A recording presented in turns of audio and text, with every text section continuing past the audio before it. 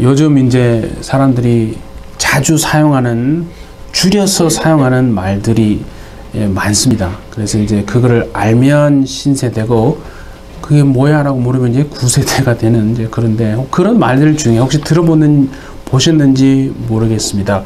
혹시 워라밸이라는 말을 들어보셨습니까? 워라밸은 뭐냐면 work와 life, 그래서 work-life balance, 그런 줄임말입니다. 그러니까 work의 그 war하고 life의 la하고 balance의 bel을 이렇게 줄여서 합쳐서 그냥 워라밸 이렇게 말을 하죠. 그러니까 work는 일이지 않습니까? life는 삶이지 않습니까? balance는 균형이죠. 그러니까 워라밸은 뭐냐면 일과 삶이 균형이 잡힌 이제 그런 말입니다. 그러니까 뭐냐면 살아가면서 내가 일을 하면서도 틈틈이 시간을 내어서 내가 누릴 것은 누리는 그런 어떤 균형 잡힌 삶을 꼭 내가 살아내겠다. 그게 중요하다라고 하는 그 말의 표현을 워라밸, work-life balance 이렇게 이제 말을 합니다. 실제로 이제 2020년인가에 보면 설문을 조사를 했습니다. 그런데 대한민국 성인 10명 중에 7명, 약 70%의 사람들이 뭐라고 얘기했냐면 자신의 연봉보다, 지금 내가 얼마를 버는 연봉보다 워라밸이 훨씬 더 중요하다라고 그렇게 답변을 한 그런 자료도 나와 있습니다. 그러니까 그 모든 것이 무엇을 말하는 것입니까, 여러분? 일과 삶이, 그죠? 이렇게 분리된 게 아니라 일과 삶이 하나의 균형처럼 이렇게 딱 연결이 되어지는 그 삶이 대단히 중요하다는 것을 단적으로 보여주는 그런 말이 아니겠습니까? 그래서 나온 개념이 소확행이라는 말을 들어보셨습니까? 소소하지만 확실한 행복. 그걸 또 줄여서 그렇게 말하더라고요. 저는 다 줄여서 말하는 게 유행인가 봅니다. 소확행. 그러니까 소소하지만 확실하게 내가 행복을 누리며 살겠다는 건데, 예를 들면은 이제 너무 바쁘니까 해외여행은 내가 못 가더라도, 못 가지만 도시의 호텔에서 묵으면서 마치 그 여행을 온 것 같은 그런 내가 기분을 내가 누리겠다, 이죠. 그래서 내가 바캉스는 못 가더라도 호캉스는 간다는 거죠. 도시 밖으로 나가는 것을 이제 호캉스라고, 아직 바캉스라고 하고, 그 호텔에서 이제 머물러서 이제 누리는 것을 호캉스라고 그렇게 말합니다. 그러니까 이 모든 이제 지금까지 한 얘기들이 결국 딱 보면 뭔 얘기냐면, 내가 살아가면서 일하는 그 일과 내 삶, 그죠? 삶과 일이 결코 구분해지지 않는다는 거예요. 분리되어서 따로 떨어지는 게 아니라 삶과 일이 그대로 연결되어진, 그게 워라밸을 말하는 거거든요. 그런 생각이 듭니다. 그게 세상에서만 필요한 게 아니라 우리의 신앙생활에도요, 이 워라밸이 대단히 필요합니다. 우리 믿는 사람이 추구해야 될 워라밸이 뭐냐라고 물어보면 그거 아닙니까, 여러분? 신앙과 삶이 일치하는 것을 말하는 겁니다. 신앙과 삶이 이렇게 분리돼서 따로 떼어 놓을 수 있는 게 아니라 신앙과 삶이 일치되어지는 것이, 그게 워라밸입니다. 그러니까 우리의 겉사람과 속사람이 일치하고 교회 안에서의 모습과 교회 밖에서의 모습이 다르지 않다는 게, 똑같고 일치한다는 겁니다. 그러니까 믿음과 내가 믿는다고 하는 그 믿음과 행함, 그죠? 삶이 이렇게 분리되어지는 게 아니라 같이 가는 겁니다. 믿음과 행함이 같이 가는 것. 그것이 바로 우리 믿는 자가 추구해야 될 워라밸이 여러분 아니겠습니까? 그러면 잘 보세요. 믿음과 삶이 따로 떨어져서 있는 게 아니라 분리되어지지 않고 그것이 일치되도록 하기 위해서는요, 우리 마음 속에, 내 생각 속에, 여러분의 생각 속에 있어야 하는 것들이 있습니다. 그게 오늘 8절에서 말하는 거거든요. 우리 안에 내가 무엇을 담고 있어야 하는지를 지금 8가지를 이렇게 말하고 있습니다. 자, 그러면 하나씩 한번 살펴보기를 원합니다. 첫 번째 보니까 그게 보세요. 무엇에든지 참되며 무엇에든지 경건하며, 그런 말씀을 했죠. 그러니까 여기서 참되다는 건 여러분 잘 아시는 거예요. 그냥 진실된 거 아닙니까? 여러분, 믿음과 삶이요, 삶과 믿음이 이게 일치가 되려면요, 먼저 내 안에요, 내가 어디에서 무슨 일을 하든지 간에 거짓을 행하면 안 되겠다 라고는 마음이 우리 안에 있어야 한다는 걸 얘기하는 거예요. 그 마음이 없는데 어떻게 신앙과 삶이 일치하는 삶을 살 수 있겠습니까? 그러니까 참되다는 말은 내가 거짓된 삶을 결코 어떤 환경에서도, 내 가정에서도, 내가 일터와 직장에서 내가 비즈니스를 하더라도 거짓된 길은 가지 않겠다 라고 하는 그 마음이 있어야 된다는 거죠. 두 번째는 그게 경건하다는 말은 뭐냐면요, 하나님 앞에서 내가 살아갑니다, 그 뜻입니다. 우리는 자꾸 오해하는 게, 이 경건하다는 말은 자꾸 외적인 어떤 겉으로 드러나는 행동이나 태도, 교양 정도로만 생각하는데요, 그게 아니고 경건하다는 말은 내가 무슨 것을 생각할 때요, 하나님 앞에서 생각하는 겁니다. 내가 무슨 말을 하더라도요, 하나님 앞에서 지금 그 말을 하는 겁니다. 내가 무슨 행동을 하더라도 하나님 앞에서 그 행동을 하고 있다는 겁니다. 그게 경건하다는 말의 뜻이거든요. 그러니까 보세요. 생각을 하고 말을 하고 행동을 하는 것이 하나님 앞에서 내가 그렇게 한다라고 생각을 하고 항상 있어야 한다는, 그걸 절대 잊어먹으면 안 되는 거예요. 그러니까 교회 안에서의 모습과 교회 밖의 모습이 당연히 분리되어지는 게 아니라 일치할 수밖에 없는 것이다 하는 거죠. 정말 교회 안과 교회 밖, 믿음과 신앙이 분리되어지는 것이 아니라 일치되어지는 삶을 꼭 살아내리라 결단하는 그 마음이 우리 모두에게 있기를 바랍니다. 네. 그 다음에 두 번째 한번 보십시오. 뭐라고 했냐면 무엇에든지 오르며, 그런 말을 했습니다. 그러니까 이거는 옳다 그르다의 개념으로 보면 안 되고요. 뭐냐면 옳은 길을 따르라 이거죠. 옳은 길을 따라가라는 겁니다. 근데 여러분 이거 아십니까? 옳은 길은요, 우리가 만들어내는 길이 아닙니다. 사람들은 자꾸 그렇게 생각하는데 그래서 헷갈리는 거거든요. 옳은 길은 우리가 만들어서 가는 길이 아니고 하나님이 이미 말씀을 통해서 만들어 놓으신 그 길을 이미 만들어 놓으신 그 길을 우리는 그냥 따라가는 겁니다. 그래서 여러분이 잘 아시는 요한복음 14장 6절에 보면 예수님이 내가 뭐라고 그랬습니까? 길이다 그랬죠. 주님이 길이다고 하셨어요. 하나님 우편에 계셨던 그분이 말씀이 육신이 되어서, 그렇죠? 이 땅에 오셨습니다. 33년 동안에는 어떻게 지내셨냐면 육체라고 하는 그 안에 자신을 제한을 시켜 두셨다가 그렇게 사셨어요. 그러다가 하나님의 때가 딱 되니까 그제서야 비로소 자신을 나타내시고 십자가에서 피 흘려 죽으셨습니다. 그리고 죽은 지 사흘 만에 부활하시고 다시 살아나셔서 500명 정도 사람이 보는 앞에서 하늘로 올리셨습니다. 그렇죠? 여러분 잘 아시는 겁니다. 그걸 우리는 이제 승천하셨다 그런 얘기를 하잖아요. 그건 무슨 말이냐 하면요, 예수님이 이 땅에 오셔서 옳은 길을 그분이 다 닦아 놓으셨다는 말이고, 그런데 그 길을 주님이 닦아 놓기만 한 게 아니고 주님이 몸소 그 길을 행해 가셨다 하는 말을 그렇게 교리적으로 말하는 겁니다. 예수님이 이 땅에 오셔서 옳은 길을 다 닦아 놓으시고 친히 그 길을 행하여 가셨다는 거예요. 그래서 주님이 이제 그랬잖아요. 우리더러 내가 처소를 예비하러 가는데 처소가 예비되면 반드시 내가 다시 너희를 데리러 오겠다라고 약속하셨습니다.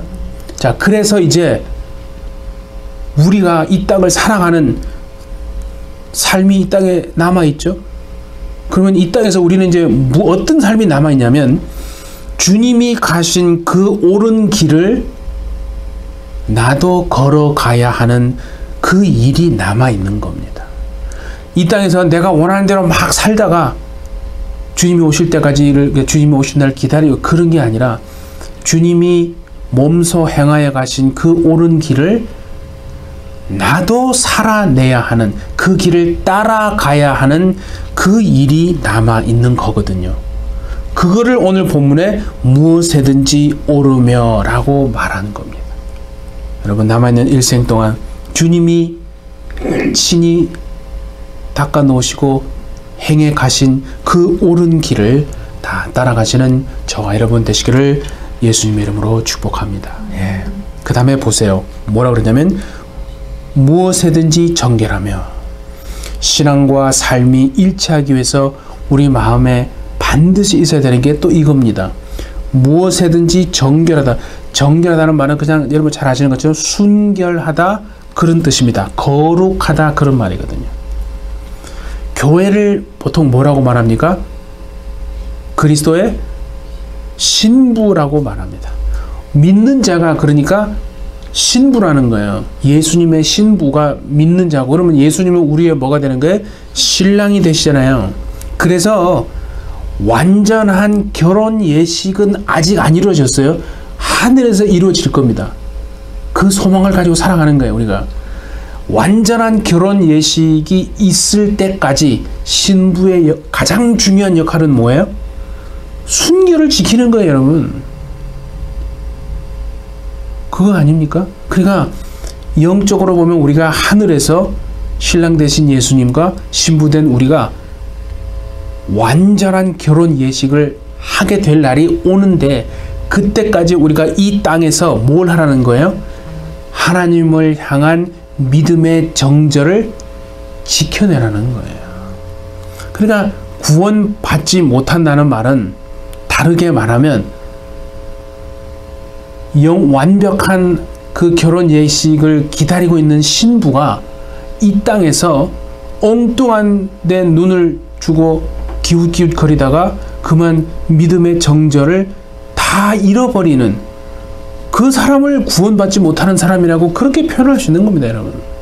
그러니까 하나님을 향한 믿음의 정절을 지켜내리라는 그 마음이 여러분 마음에 있어야 된다고 지금 말하는 거예요. 그 마음이 없는데 어떻게 믿음과 삶이 일치하는 삶을 살 수 있겠습니까? 자, 그 다음 보세요, 여러분. 그 다음에는요, 뭐라고 그랬어요? 무엇에든지 사랑받을 만하며 칭찬받을 만하고. 자, 이거는 말 그대로입니다. 정말 사랑받을 만하고 칭찬받을 만하고 매력이 있는 그런 뜻입니다. 참 그렇게 생각하니까 좀 어떤 생각이 드냐면, 오늘날 교회가 믿는 자가 말입니다.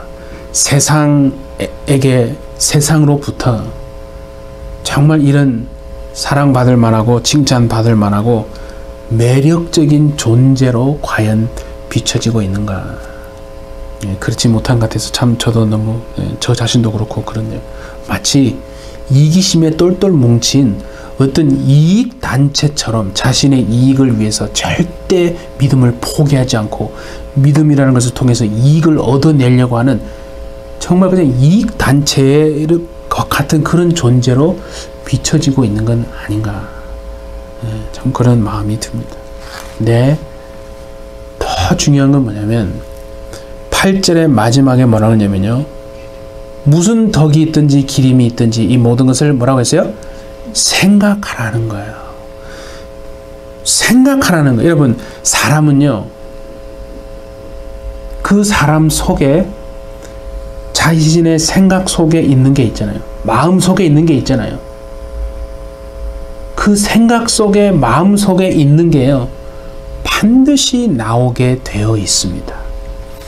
마음 속에 없고 생각 속에 없는 것은요, 절대로 나오지 않습니다. 그래서요, 뭐가 중요하냐면 내가 지금 내 마음 속에, 내 생각 속에 무엇을 품고 살아가고 있는가. 그것이요, 대단히 중요한 겁니다. 예를 들어 내 속에 좋은 것이 있으면요, 좋은 것을 품고 있으면 그 좋은 것이 속에만 있지 않고요, 반드시 밖으로 드러나고 나오게 되어 있습니다. 그럼 반대로 좋은 것이 없고 나쁜 것이 있고 그걸 내가 품고 있으면 그 품고 있는 것으로만 끝나지 않습니다. 반드시 그것이 나오게 되어 있는 거예요. 예를 들어서 미움과 증오를 내가 품고 살아가지 않습니까? 그러면요, 그 미움과 증오가 반드시 드러나고 나타나게 마련입니다. 반드시 드러납니다. 그래서 하나님이 그랬잖아요.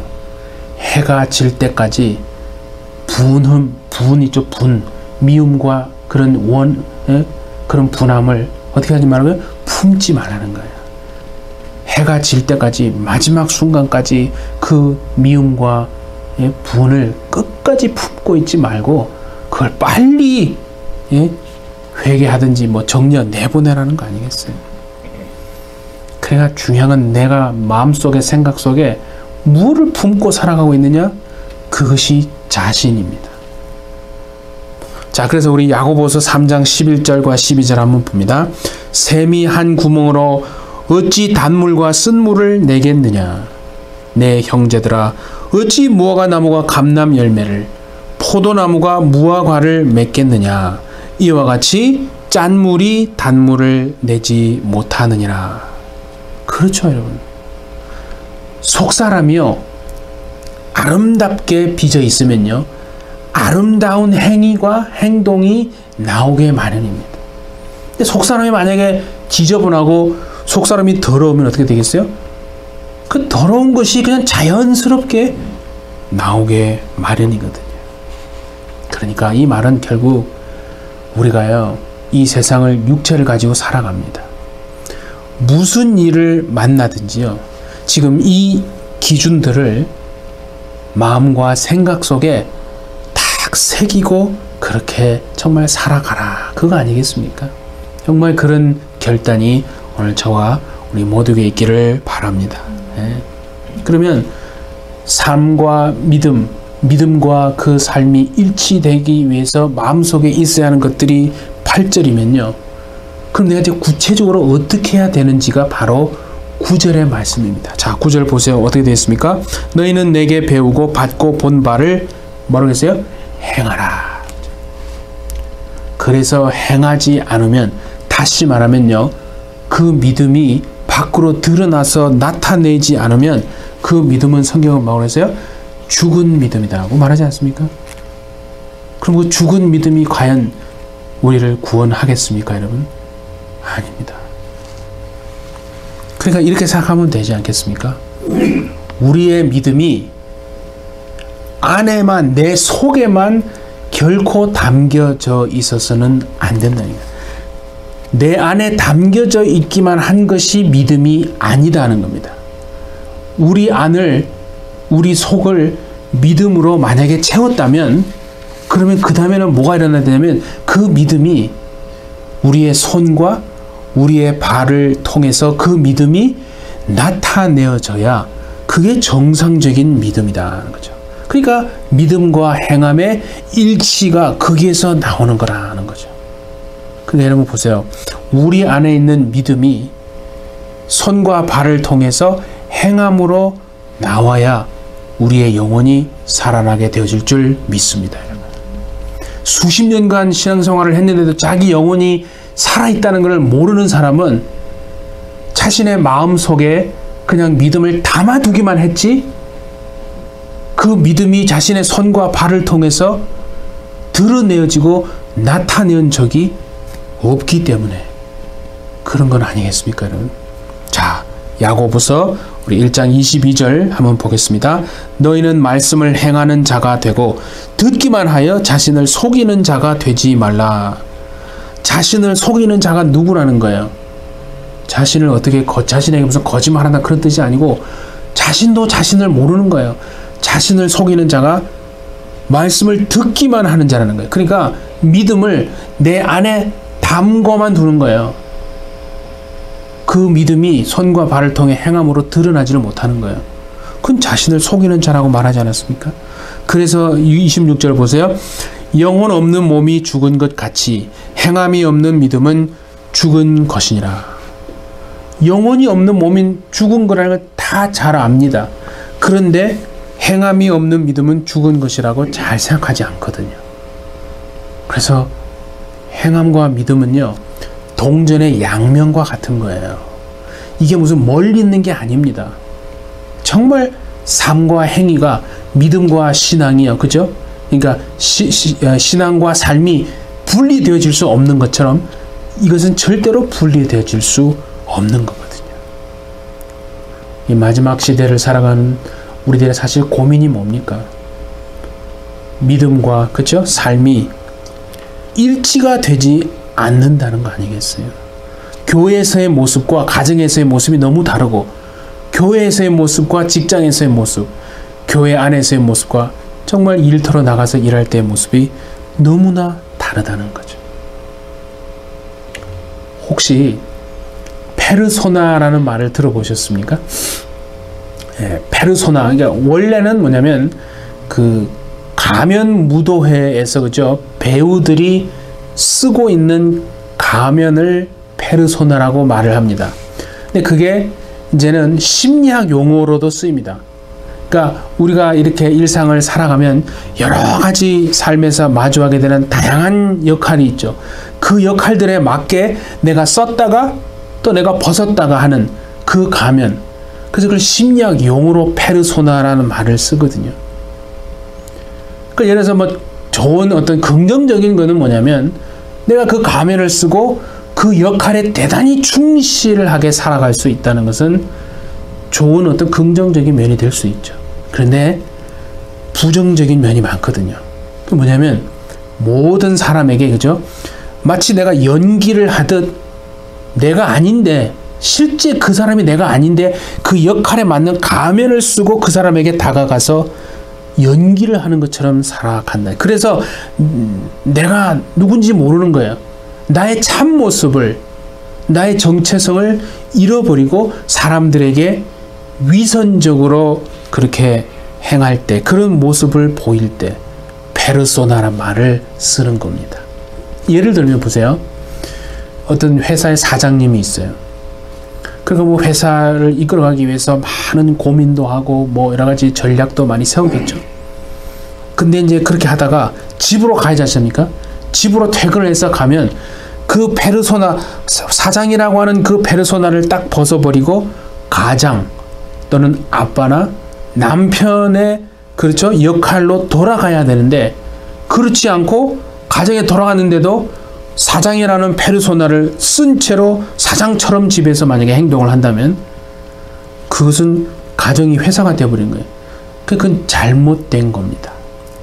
그렇지 않습니까? 그러니까 이런 거예요. 교회에서는 너무나 완벽한, 정말 훌륭한 그리스도인의 모습인데 집이나 일터로 돌아가면 전혀 다른 모습으로 살아가는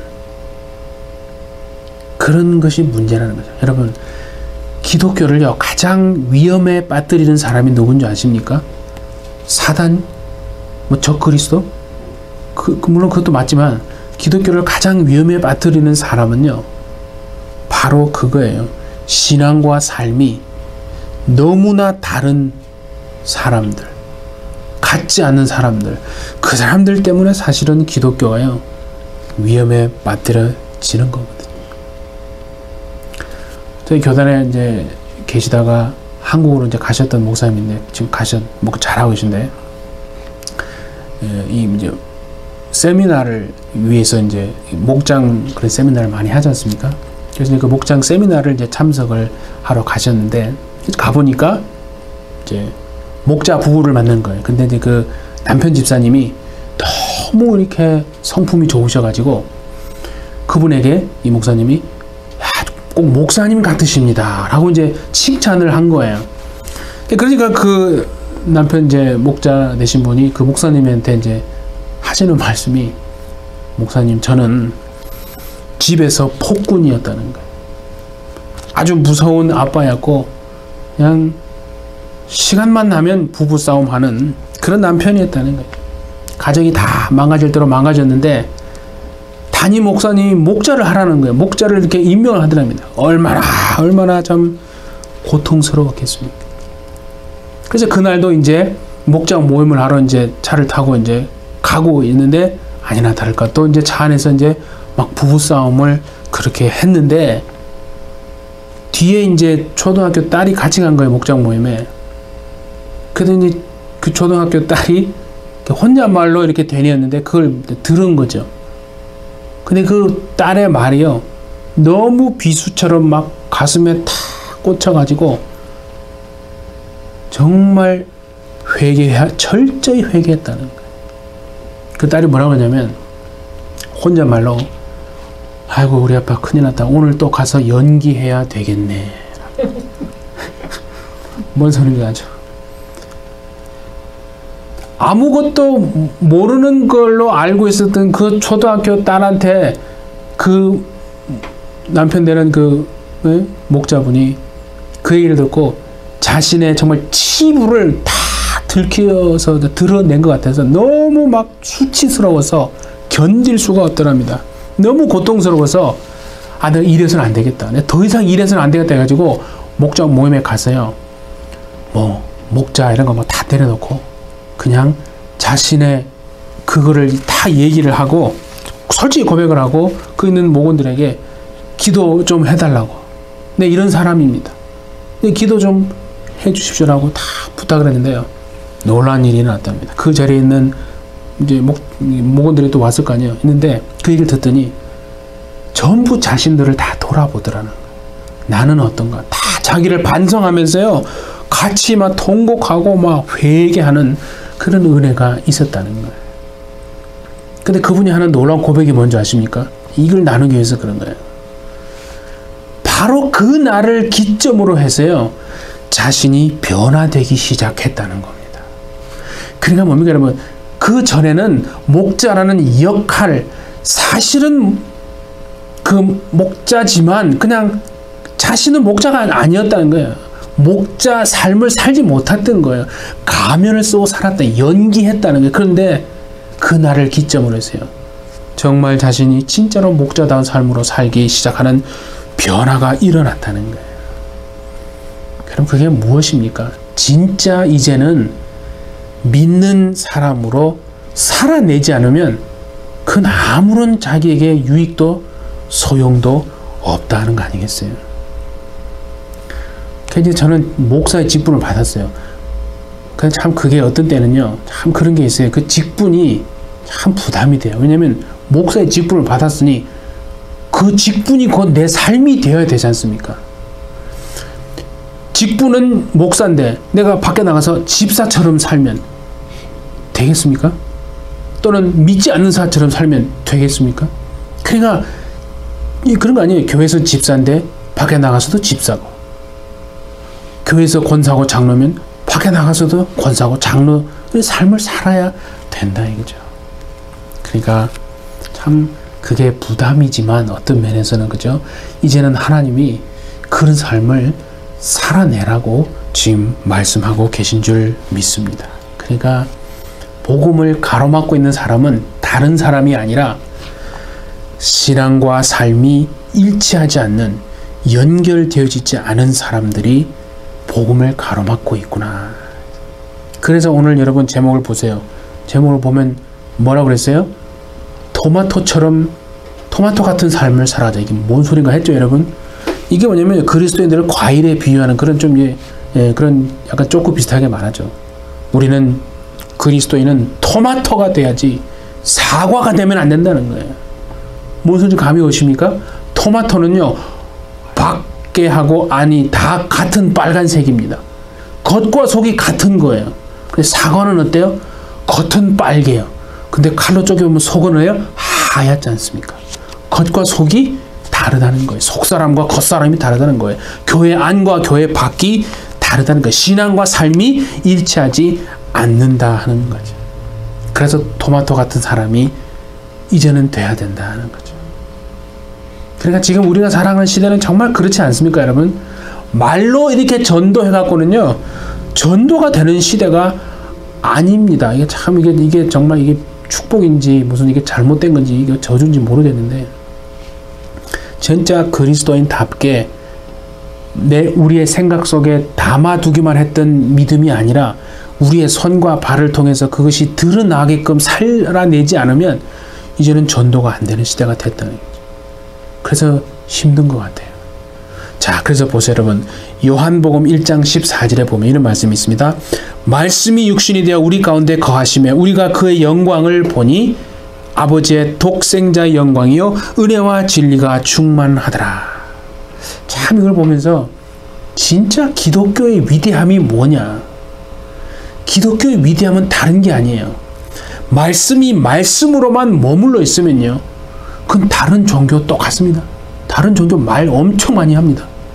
말씀이 말씀으로만 머물러 있었던 게 아니라 그 말씀이 육신이 되어서 우리 가운데 친히 오셨다는 거예요. 그게 기독교 여러분 위대함입니다, 여러분. 그러니까 보세요. 그래서 사람들이 우리들을 보고, 저와 우리들을 보고 하나님을 만나고 은혜를 체험하고 진리를 깨닫게 되어지는 것 아닙니까, 여러분? 그러니까 이제 보세요.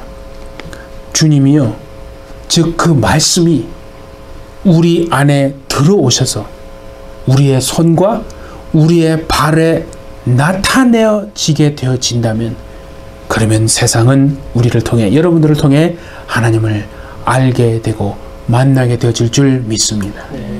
그게 중요한 거 아니겠어요? 그러니까 결론은 이거예요. 말씀이 우리의 손과 발에 탁 새겨져서 그 믿음이 믿음으로만 내 안에 가둬둔 게 아니라 나타나게 되어지는, 보여지게 되어지는 그런 신앙이 될 수 있기를 바랍니다. 그 순례자의 노래라는 책이 있는데, 인도의 선교사였던 스탠리 존스가 쓴 자서전인데요.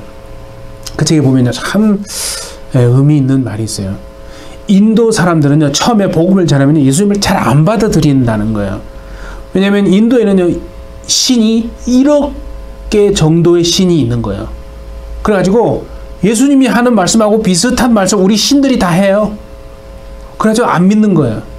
근데 그 자신들이 믿는 신과 예수님과의 차이를 발견하게 되면서 예수님을 받아들이게 되더라 하는 것을 그 책에서 썼어요. 그게 뭐냐면요, 자신들의 신은요, 사랑하라 말만 하더라는 거죠. 근데 예수님은 실제로 사랑하시는구나. 자신들이 믿는 신은 용서하라 명령만 하는데 예수님은 진짜로 용서하시더라 하는 거죠. 그러니까 바로 그걸 깨닫고 예수님을 받아들이게 되어지더라는 겁니다. 사랑하는 해피처치 여러분, 사랑을 가르치지 않고 사랑하신 예수님, 용서를 가르치지 않고 실질적으로 용서하신 그 예수님이 지금 우리 안에 거하셔서 너희는 내게 배우고 받고 듣고 본 바를 행하라. 그리하면 평강의 하나님이 너희와 함께 계시리라 말씀하고 계십니다. 이제는요, 믿음과 신앙이 우리의 손과 발에 탁 새겨져서 나타나는 삶을 살아내셔서 여러분 일생 동안 하나님이 여러분 곁에 머무시게 하는 은혜의 삶이 되어지기를 예수님의 이름으로 축복합니다. 네, 함께 기도하겠습니다. 오늘도 변치 않는 은혜로 우리에게 다가오시는 하나님 아버지, 이제는 가면을 벗어 던지고 진짜 예수 믿는 그리스도인 하나님의 자녀로 살아내게 주님 은혜를 허락하여 주옵소서. 우리 안에 담아두기만 하는 죽은 믿음, 부패하고 변질된 믿음이 아니라 우리의 손과 우리의 발에 새겨져서 그 믿음을 세상에 나타내는 삶을 반드시 이제는 살아낼 수 있도록 주님 우리를 도와주시옵소서. 그리하여 하나님이 우리 일생에 우리 곁에 머무시게 하는 은혜와 능력이 정말 되도록, 그런 삶을 살도록 주님 역사하여 주옵소서. 감사드리며 예수님의 이름으로 기도하옵나이다. 아멘.